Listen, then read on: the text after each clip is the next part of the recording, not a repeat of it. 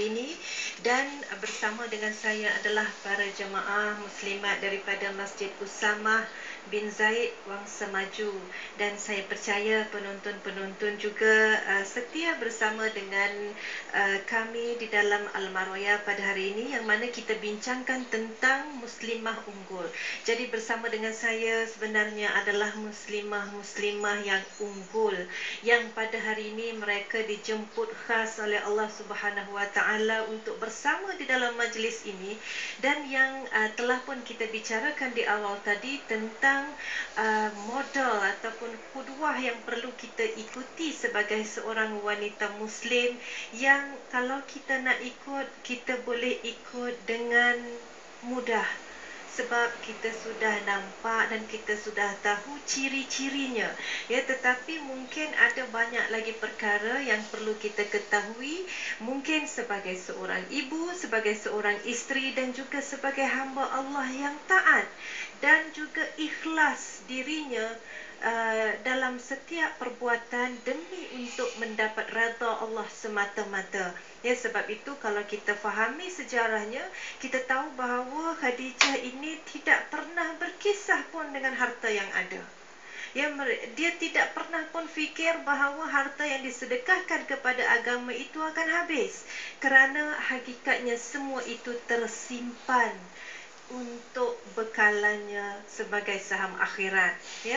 Sebaliknya harta yang dihabiskan di dunia inilah yang tidak dikhususkan untuk mendapat redha Allah, harta itulah yang akan hilang menjadi sia-sia. Jadi yang kita perlu lihat ialah bagaimana, ya, ataupun apa yang dilakukan oleh Sayyidatina Khadijah sehingga menjadi begitu sabar dalam mengharungi ujian dirinya dan juga ujian suami, di samping kehidupannya yang juga tidak kurang besar ujiannya. Jadi sebelum kita kupas dengan panjang lebar, saya persilakan sekiranya perempuan muslimah unggul kita ini ada soalan pada saya. Silakan. Assalamualaikum. Waalaikumsalam warahmatullahi. Okay, saya Nursia Haji Muhammad Ali dari Sahabat Jaya. Ingin tanya pada Ustazah lah, apakah yang membuatkan Sayyidatina Khadijah begitu tabah menghadapi segala dugaan yang diberi, dan bagaimanakah kita untuk mencontohi beliau? Terima kasih Ustazah. Terima kasih, soalan yang begitu bagus sekali Puan, ya. Baru saya nak cerita, ya, macam mana kita nak mencontohi Khadijah. Cakap mudah, kan? Tapi tak nampak lagi macam mana cara nak ikut. Jadi sebenarnya yang pertama sekali yang menjadikan Khadijah begitu tabah ialah kerana Khadijah yakin, ya. Khadijah yakin dengan akhlak dan kebaikan suami itu boleh membawa dia kepada satu kehidupan yang terbaik. Ya, sebab itu saya sebut di awal tadi, Khadijah memilih suami pun pilih suami yang terbaik untuk dirinya dan untuk agama. Ya, yang terbaik. Tak boleh nak berkompromi dah saat kita memilih suami. Sebab suami itulah yang membawa kita sama ada ke tempat yang baik atau ke tempat yang tidak baik. Jadi apabila kita melepasi satu tangga, iaitu kita sudah mempunyai suami yang akan menjadi kapten yang terbaik, yang nak bawa kita ke jalan yang baik, maka kerja kita sekarang ialah ikut sahaja jalan itu. Ya, tetapi ia berbeza sekiranya suami kita bukan seorang suami yang membawa kita kepada kebaikan, maka kita nak ikut ke tak nak ikut sama banyak. Betul? Ya, betul ke tidak? Jadi kita nak ikut 100% ni, betul ke kan sesat? Tapi tidak berlaku kepada Sayyidatina Khadijah, sebab bila dia ikut, dia tahu ini adalah yang betul. Ya, jadi apa yang berlaku kita hari ini, yang pertamanya ialah kita minta dengan suami kita supaya bawalah kita ke syurga. Ya, perempuan nanti bila balik, penonton juga yang berada di rumah, suami balik kerja nanti, kalau hari ini bekerja, bagi tahu suami, minta dengan suami supaya bawalah saya ke syurga, jangan bawa ke tempat lain, dan biarlah kita bersama-sama juga di dalam syurga. Ya, kalaulah dia nak bawa kita ke tempat lain, maka kita tidak boleh menjadi seorang isteri yang taat. Sebab kita taat pada suami yang yang taat kepada Allah Subhanahu Wa Taala. Ya, jadi yang pertama apabila kita melihat kisah Khadijah ini, saya sebut tadi mencari jodoh yang baik kerana Allah Subhanahu Wa Taala. Kita peringatkan diri kita dan anak-anak kita nak jadi muslimah unggul, ya bukan setakat ini, tetapi bila nak berkahwin cari muslim unggul. Barulah kita jadi muslimah unggul, betul tak? Ya, jadi cari jodoh yang baik kerana Allah, bukan cari jodoh kerana pangkat dia, bukan cari jodoh kerana handsome saja, bukan cari jodoh kerana harta. Cari jodoh kerana dia boleh membawa kita ke syurga. Itu dulu kita sebut, sebab kita nak mengikut Khadijah. Kemudian yang kedua ialah kita seorang isteri mesti kena sentiasa senangkan hati suami. Ini yang juga Khadijah buat. Ya, dalam keadaan suami susah, dalam keadaan suami diduga dengan ujian, suami ni tak pergi kepada orang lain, suami pergi pada isteri. Dalam keadaan susah, ada masalah, ada suami pergi jumpa perempuan lain? Tidak, tetapi jumpa isteri, kerana isteri ni satu-satunya orang dalam dunia ni yang boleh senangkan hati dia yang susah. Muslimah yang unggul. Ya, tapi kalau suami dia pergi kedai kopi dulu, jumpa makcik Limah yang buat kopi, lepas cerita dengan makcik Limah ni, bawa dia balik rumah pun dia tak cerita dengan isteri dia, tapi isteri yang tanya, ada something wrong. Nah, apa salah suami tak cerita kat kita dulu? Kena cerita dengan kita dulu, sebab kitalah orang yang akan senangkan hati dia. Ya, kemudian yang ketiga ialah kita benarkan pendapat. Sebab itu kalau kita nak benarkan pendapat suami, kita benarkan pendapat suami yang membawa kita ke syurga tadi. Bila suami tu nak bawa kita ke tempat yang tak baik, macam mana kita nak benarkan pendapat? Sebab itu nak menjadikan diri kita muslimah unggul, kita mesti dibantu oleh seorang muslim yang unggul. Ya, barulah kita boleh jadi unggul. Kalau kita seorang nak jadi unggul, seorang lagi tak nak unggul, dia jadi sesat tengah-tengah. Dia jadi tunggul.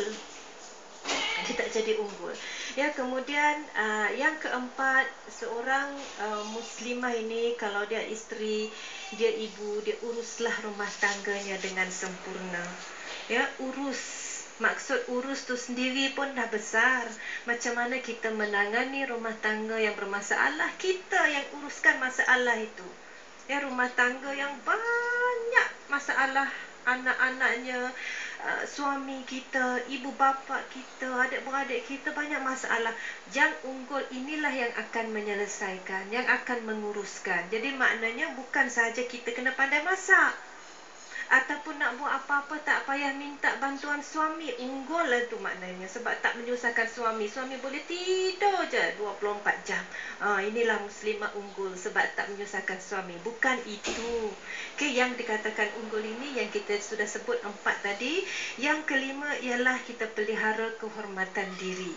Ini sebut senang tapi nak buat susah. Ya, sebab itu orang yang memelihara kehormatan diri, Allah jamin syurga. Okey, almar'atu idza solat khamsaha wa shamat syahraha wa ata'at zaujaha, taatkan suami, dakhalat jannata rabbiha. Masuklah pintu mana pun syurga yang dia hendak. Masuklah. Bukan susah. Solat 5 waktu, puasa bulan Ramadan, kemudian jaga kehormatan. Jaga kehormatan macam mana?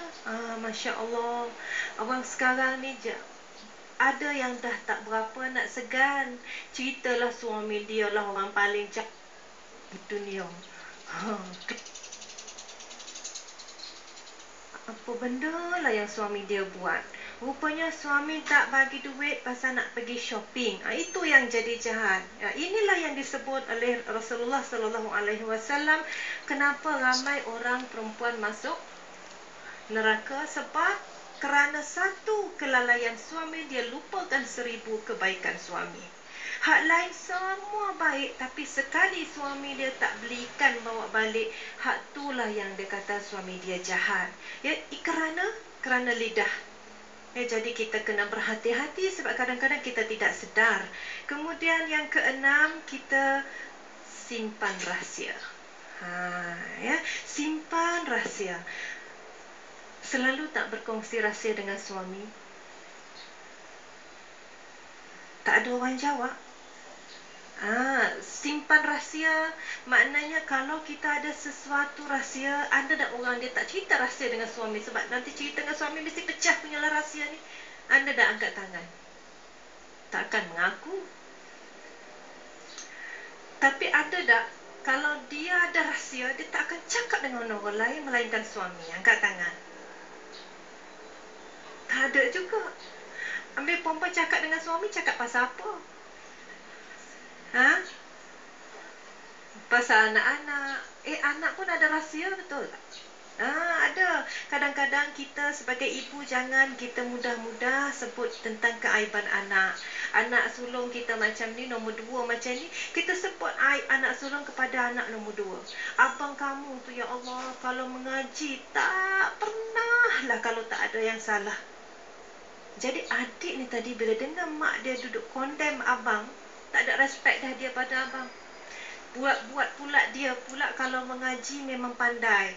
Dia pun asyik duk merendah-rendahkan abang dia tadi, tak ada hormat. Kemudian dia menjadikan modal kita merendah-rendahkan itu untuk dia tidak mendengar kata abang dia. Ya, saya respect kalau ada ibu yang dia tak pernah berkongsi keburukan anak ini dengan anak ini, melainkan ayahnya. Kalau anak kita ada masalah, anak kita buat salah, kita cakap dengan ayah dia saja. Tak payah kita nak cerita dengan adik dia, dengan kakak dia. Adik dengan kakak ini pun tak akan dapat menyelesaikan masalah. Dia cuma jadi tempat kita meluahkan rasa dan akhirnya binasa. Ya, jaga maruah dan kehormatan anak-anak. Ini simpan rahsia yang saya sebut tadi. Begitu juga ada ibu, dia cerita dengan anak rahsia bapa, rahsia suami dia. Dia pergi cerita dengan anak. Jadi anak ni macam mana nak hormat pada ayah dia? Hak buruk-buruk pasal ayah semuanya anak tu simpan, mak duk cerita. Ya, jadi ini bukan sifat Khadijah, ini bukan sifat muslimah unggul, bukan.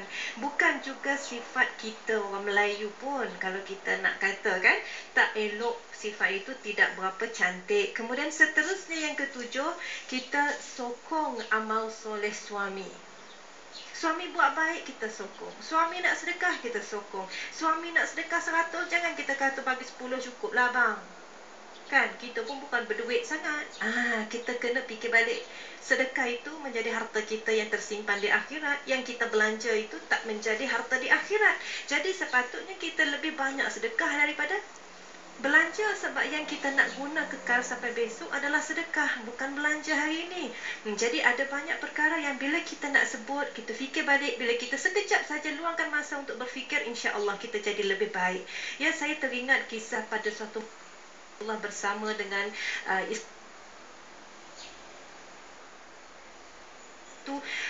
kulit Nabi dengan kulit Aisyah dah bersentuh dah di atas katil masa tu nak tidur. Di saat kulit mereka bersentuhan, tiba-tiba Rasulullah berkata kepada Aisyah, "Wahai isteriku, bolehkah kalau aku ingin bangun beribadah, minta izin dengan isteri nak bangun solat tengah malam?"